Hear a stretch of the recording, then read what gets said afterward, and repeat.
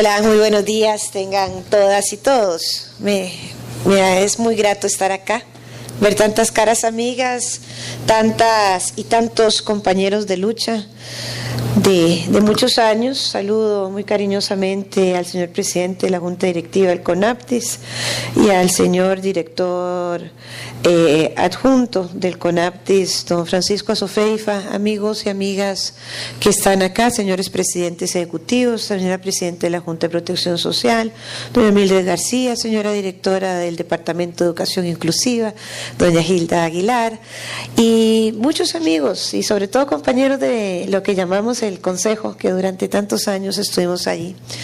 A mí me resulta muy cansado venir a decir cosas retóricas un día como hoy, porque este discurso lo hemos dicho tantos años, y entonces algún día vamos a ver a las personas con discapacidad ocupando. Pero ya esa retórica ya se acabó. O sea, es que hablamos de los derechos de las personas con discapacidad como un tema de exigibilidad, punto, ¿verdad? No es un tema desde la queja, desde la aspiración. Yo comprendo claramente que hace 20 y pico de años, y yo ocupé la presidencia de esta venerable institución, para mí queridísima, 5 años consecutivos, y estuve 8 años ahí, las cosas eran diferentes. Y eran diferentes porque eran mucho peores de lo que son ahora. Eran diferentes porque no teníamos ni siquiera una normativa en educación que nos permitiera poner a nuestros hijos en una educación inclusiva, y teníamos una exigencia constante de un Ministerio de Educación que decidía dónde los ponía y dónde los quitaba. Y nosotros, la autoridad parental de nosotros los padres, no existía. Porque tenía que decir la maestra o la directora regional de educación especial dónde había que poner el hijo de nosotros a estudiar, y nosotros no teníamos ningún derecho a decidir. Y eso hoy no es así. Eso no es así. Está bien, no estamos teniendo el éxito ni la cobertura ni eso, pero sí movimos barreras y las cosas fueron cambiando, y además empezamos a tener algún marco normativo que, si bien tiene carencias, que si bien también no ha venido a transformar la cultura de un día para otro, y esta historia la cuento siempre, y la verdad que los que me conocen seguro se aburren de oírla, porque nosotros estábamos ahí afuera, un grupo tal vez de unas 10 personas a lo sumo, viendo como los diputados se ponían de pie y empezaban a tener entonces ya teníamos el segundo debate de la ley 7600, y nosotros afuera nos llenamos de un gozo y lloramos, y además llovía porque era mayo, de esas tardes que estábamos como unos pollos y pollas ahí empapadas, y al día siguiente este país amaneció igual. Había la misma cultura de discriminación, no habían rampas, pero tampoco había acceso en los lugares, pero empezó a haber, porque un día fuimos a la sala constitucional porque el Instituto Nacional de Seguros no aseguró a una chica con síndrome de Down, y la sala dijo que la tenía que asegurar. Y así empezaron a pasar muchas cosas, y hace un poco de tiempo me topé con una magistrada de la sala constitucional y se quejó y me dice: qué barbaridad, Elena, esa ley 7600 se ha convertido como en la Constitución.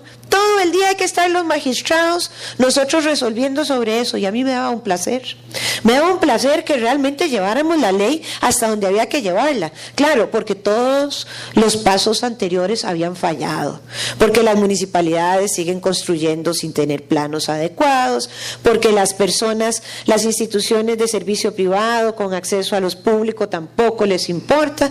Pero es más allá que un tema de un cuantos sacos de cemento y de unos cuantas varillas que podemos ir poniendo, y poco a poco lo vamos a ir haciendo.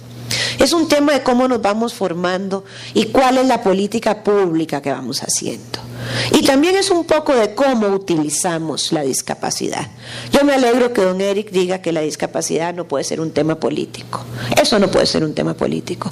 Ese es un tema de derechos humanos que debe tener cualquier gobierno de turno, y que debe tener cualquier tomador de decisión de turno intrínseco adentro y no verlo como el tema que celebramos la primera semana de noviembre. Que además quiero decirles que me trae muchos gratos recuerdos porque los años que yo fui cirquera y dirigí los muchachos del barrio era la semana que más trabajaba. Teníamos funciones de lunes a lunes, 7 a 8 funciones por día y me conocía cada pedacito de este país porque andaba recitando que si aprendíamos de las diferencias individuales, aquellos jóvenes que tenían aquellos años sobre los otros, íbamos a tener buenas generaciones. Yo no puedo medir si eso dio o no dio resultado, pero todavía me encuentro gente que me dice, ay, yo me acuerdo de usted, cuando yo era chiquitica usted fue a la escuela donde yo estudiaba y nos enseñó sobre discapacidad. Hoy las cosas sí van siendo diferentes, pero nunca van siendo las que queremos. Van siendo diferentes porque gracias al empeño de mi amiga y hermana Mildred, las personas con síndrome de Down y otras discapacidades intelectuales caminan por una de las universidades más prestigiosas, no solo de este país, sino del mundo, y caminan y tienen un lugar y van a clases y se rozan con otros muchachos. Ahí van aprendiendo, ya van viéndolos como que fuera algo más cotidiano. Yo creo que al principio seguro hacían fila para verlos pasar, donde iban de un aula a otro, ahora ya es una cosa cotidiana. Ellos van y entendemos que son educables. En los 40, Fernando Centeno Güell, nos guste o no nos guste, lo que es el concepto de educación especial, vino y dijo de España, aquí las personas con discapacidad son educables y se les puede enseñar, y se le tachó de loco. Pero ahí hizo un punto de partida. Y hoy nosotros nos hemos dicho, precisamente las personas con discapacidad deben ser empleadas. Deben de ser empleadas dentro de la formalidad en las empresas privadas y estamos dispuestos a poner una cantidad de millones de colones al año a las empresas que los contraten a ellos y que luego se queden ahí. Y deben de empezar por casa también. Entonces, dentro de la administración pública está exenta la contratación de personas con discapacidad de la limitante de crecer como Estado. Pero además de eso tenemos que seguir haciendo acciones afirmativas para comprender que los derechos no se celebran en una semana, ni tampoco los derechos se cumplen cuando hacemos transiciones de una institución a la otra hasta que esa institución no tiene la misma fuerza de otras. Yo me alegro mucho que el Consejo Nacional de Rehabilitación hoy se llame CONAPTIS, primero porque esa palabra rehabilitación era como que tenían que volvernos a colocar en algún lado para que funcionáramos en la sociedad, y que hablemos de las personas con discapacidad y que ya no esté adscrito al Ministerio de Salud porque la discapacidad no es un tema de enfermedad, y que esté adscrito al Ministerio de Trabajo y Seguridad Social, y el día que tengamos un ministerio rector de lo social es ahí donde debe de estar.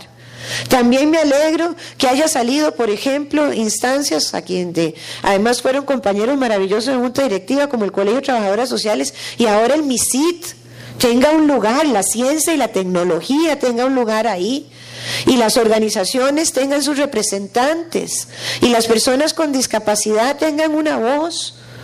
El día que yo entré a la presidencia del Consejo, las organizaciones de personas con discapacidad no se sentaban en esa mesa. Iba a cumplir 25 años de formado. Y lo primero que hice fue ir a la Procuraduría General de la República a decirme, yo me siento ahí cuando usted me diga que ellos también se pueden sentar. Hicimos la primera asamblea y se sentaron los primeros 3 representantes con los primeros 3 suplentes. Y entonces ya estábamos hablando de lo que teníamos que hablar con las personas que teníamos que hablar. Porque esa es otra. Darle voz a quienes han sido silenciados.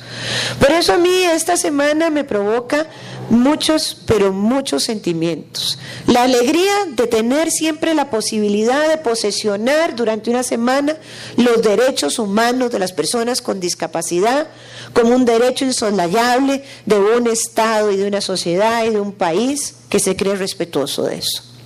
En segundo lugar, también me alegra ver avances hacia atrás. Es que, compañeras y compañeros del Consejo, el trabajo de ustedes no ha sido en vano. ¿Cómo va a ser que esas horas que hemos estado ahí metidos en esa institución, digamos que en 20 y 30 años las cosas no han cambiado? Claro que han cambiado. Han cambiado porque han habido funcionarios y funcionarias que se pusieron la camiseta hace muchos años en un tema que tampoco era el tema sexy del momento. Creo que tampoco lo es hoy. pero se la pusieron, hicieron impactos. Y vamos a ver lo que se ha hecho en las comunidades y en las zonas rurales de este país. Y cuando hacíamos proyectos con JICA y con, ¿verdad?, y con Japón, y veíamos el tema de cómo íbamos impactando aquella miseria que llegamos a conocer cuando visitamos uno a uno los beneficiarios de 3.500 colones al mes, que eran los cheques que firmábamos doña Bárbara y yo, o doña Soledad y yo. Además los firmábamos, pero no había firma electrónica, eran cajas de cajas.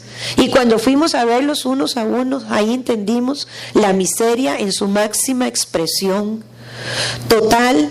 O sea, yo ahí conocí cómo se aporreaban frijoles por primera vez, una vez navegando por el río San Juan, cómo había una mamá que llevaba a lo que llamábamos el Silor de San Carlos con Abby, una chica con parálisis cerebral de 9 años, se la llevaba al hombro y caminaba 2 días. Y cuando venía de regreso, Abby tenía que ponerle comida fresca en esa olla porque ya los frijoles tenían gusanos, y solo faltó una vez a la rehabilitación porque ese mes le tocó parir el 9º o el 10º hijo, no me acuerdo.